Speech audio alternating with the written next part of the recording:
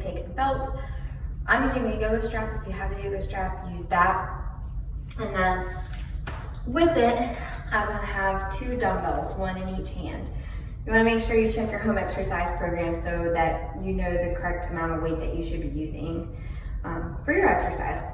So I want my hands to be wider than my hips. So just make sure you adjust your strap accordingly. And then my strap is around my wrists. And it's there so that way I'm keeping the belt taut. That's gonna hold my arms in the correct position in order to do this movement, okay? So what you wanna do, you wanna keep this strap along your body the whole entire time, okay? So we know we're getting too far away if the strap comes away. All right, so you're gonna start down in a squatted position. I'm gonna go to the side so you can see all these kind of like points of contact, right?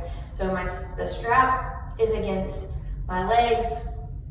My dumbbells here are kind of right to the side of my shins, a little bit forward. And then my weight is right in the middle of my feet. I can wiggle my toes, but I'm not so far back on my heels that I'm falling backwards, okay?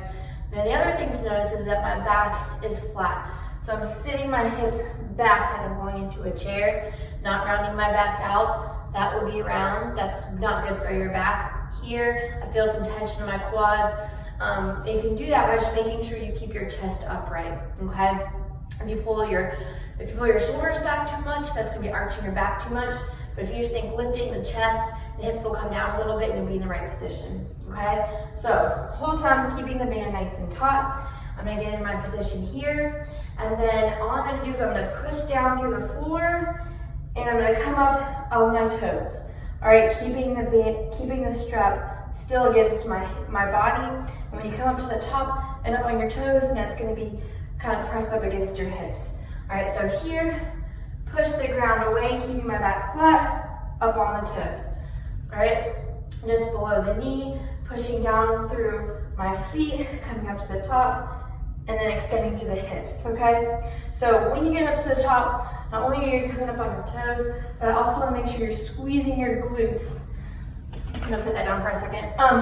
Squeezing your glutes, not arching your back at the top, but if you give your glutes a little squeeze, see how it kind of brings my hips forward just a little bit? All right, but I'm doing that without compromising my low back. All right?